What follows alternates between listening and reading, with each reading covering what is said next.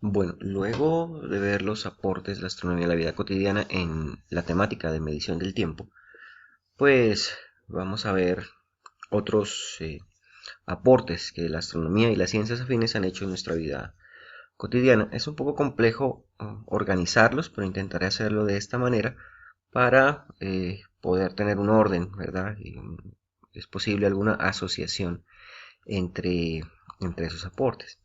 Vamos a empezar primero entonces con inventos, procesos y materiales. Y voy a hacer una pausa, ¿verdad? En cada una de las imágenes para ver si ustedes son capaces de descubrir, antes de que yo les diga, cuál es el aporte de la astronomía. En ese caso, por ejemplo, en esa imagen, ¿cuál es el aporte de la astronomía? El mantel, la madera, el metal, el vidrio. Pues el aporte son las lentes, ¿sí? Eh, ya conocemos el caso de astrónomos del siglo XVII, de principios del siglo XVII, Thomas Harriot en Inglaterra, Galileo Galilei en el norte de Italia, que utilizaron lentes para, en forma de telescopio, estudiar el cielo, ¿sí? Esas lentes en realidad no difieren mucho de las lentes que utilizamos las personas con alguna deficiencia en nuestros ojos. Eh, entonces, este es uno de los ejemplos, ¿sí? En los cuales un invento utilizado en astronomía, y debemos aclarar que en realidad ni Harriot ni Galileo fueron los primeros que utilizaron lentes para estudiar el cielo. Hay evidencia de que 300 años atrás los árabes ya utilizaban lentes para estudiar las estrellas. Fue a parar a la vida cotidiana con un uso bastante específico, ¿no? Y que no difiere mucho de cómo se utilizaba en astronomía, que son las lentes para mejorar la visión de los seres humanos. Bueno, ahí esa imagen de exploración espacial, ¿a qué invento o uso cotidiano habrá dado origen?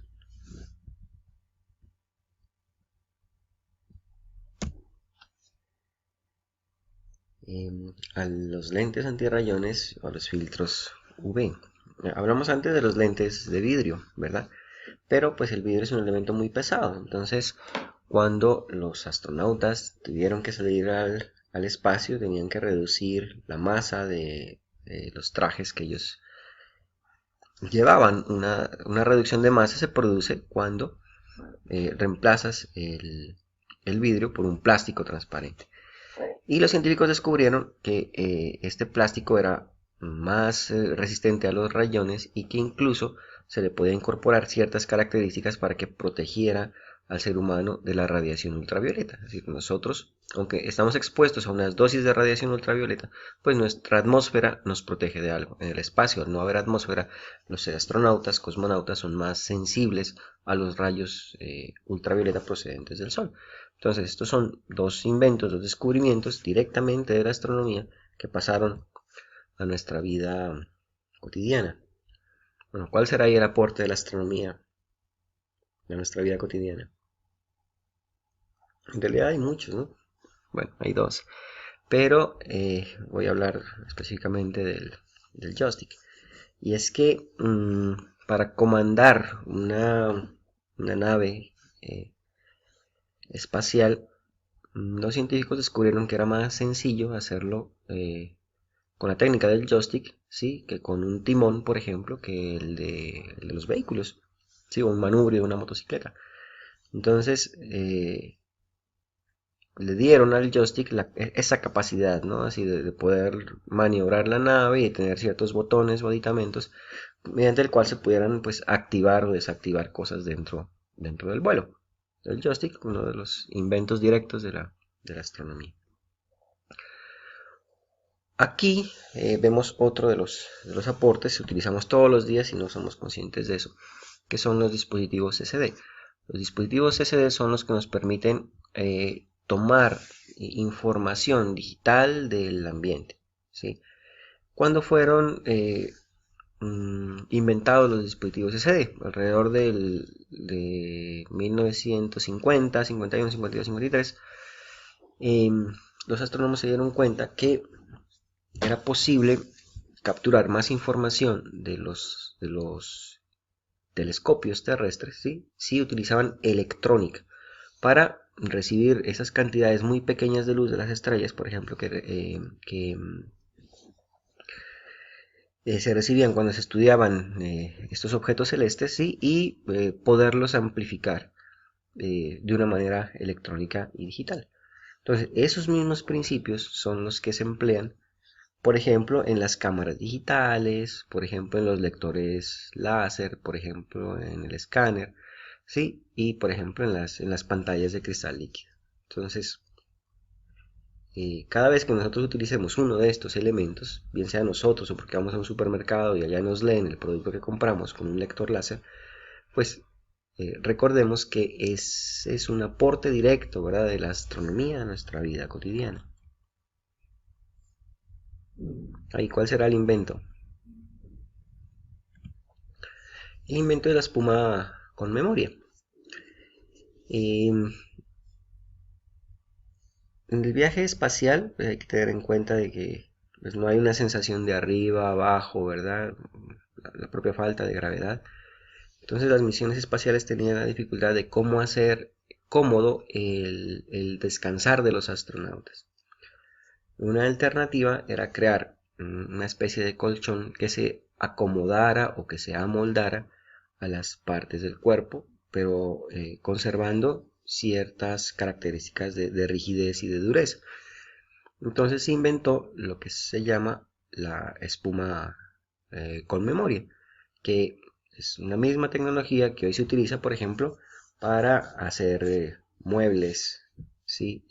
Mucho más cómodos que los tradicionales que existían antes. Bueno, esos zapatos, pues los zapatos no son en realidad un invento de la astronomía, pero sí el uso de muchas técnicas para hacerlo más confortable.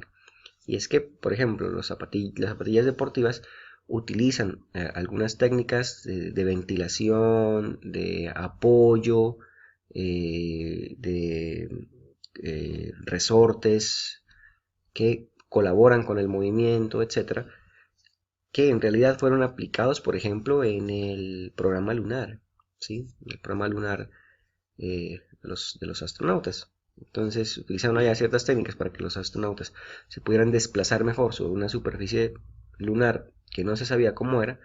Y finalmente estas tecnologías desembocaron en el mejoramiento sí, de los zapatos deportivos. Igual con los detectores de humo, ¿no?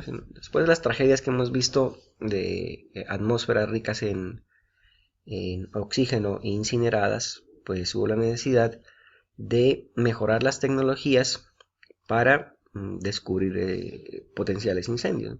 Entonces, por ejemplo, en la NASA refinaron los detectores de humo que existían para saber cuál era el nivel de amenaza, dependiendo de la sustancia que se podía detectar y que a través del cual pues podían prevenir ciertas situaciones de mucho riesgo, ¿no? Finalmente esas tecnologías son utilizadas hoy en día en los detectores de humo en las construcciones particulares. Otros inventos en nuestra vida cotidiana, por ejemplo, es el pavimento rugoso antideslizante. Sí, ahí vemos, por ejemplo, un transbordador que tiene que ser llevado de un hangar a una rampa de lanzamiento. Pues bueno, un transbordador es un objeto que puede llegar a pesar cualquier cantidad de toneladas.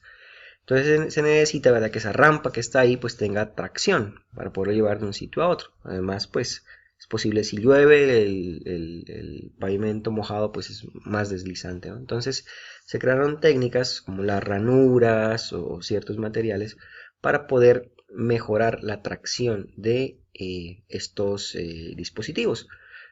Técnicas, ¿verdad?, que igualmente hoy se utilizan hoy en día cuando alguien pavimenta una calle, un andén, ¿verdad? Le hacen unas ranuras para mejorar el desplazamiento del agua y la tracción de los vehículos. Otro invento. Bueno, ¿cuál será el invento ahí? Evidentemente, ¿no? Si los brackets invisibles.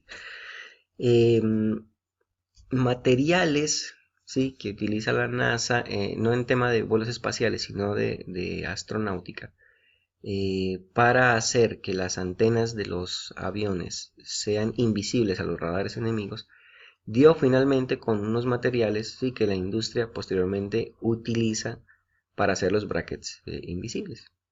Un uso completamente inesperado, ¿verdad? O también el, eh, el frizz de las mujeres, sí, se puede combatir con el uso de materiales cerámicos desarrollados por las agencias espaciales, ¿verdad? Por ejemplo, para proteger mejor las naves y que también posibilitan introducir ciertas microcápsulas con algunos elementos químicos ionizados que impiden, ¿verdad?, el desorden del cabello de las mujeres. Lo mismo, aplicaciones absolutamente inesperadas de la astronomía en nuestra vida cotidiana, como este de acá también.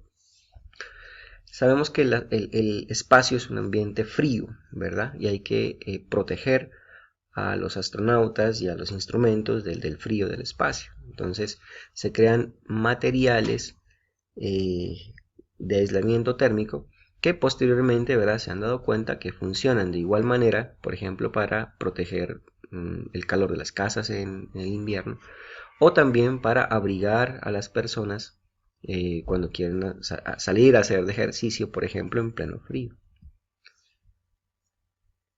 Y bueno, y hay otras colaboraciones que ya son más a nivel de investigación, ¿no? Es famoso el caso de hace algunos años, el Comité Olímpico de Estados Unidos le pidió ayuda a la NASA para diseñar un traje para sus nadadores que tuviera la menor resistencia al agua posible. Y a partir de investigaciones, ¿verdad?, que hace, en este caso, por ejemplo, la NASA, presentó materiales y diseños que efectivamente incluso presentan menor resistencia al movimiento del agua que la propia piel rasurada. Y mm, hacen, hacen la diferencia, ¿verdad?, en este tipo de competiciones. Esas mismas ciencias de los materiales, por ejemplo, permiten actualmente diseñar trajes para bomberos que protegen del calor y la absorción de gases, ¿verdad? O incluso materiales que por su propia dureza, por su propia rigidez, pues son utilizadas para el desarrollo de armaduras modernas, ¿no? Es decir, el ambiente espacial también es un ambiente hostil.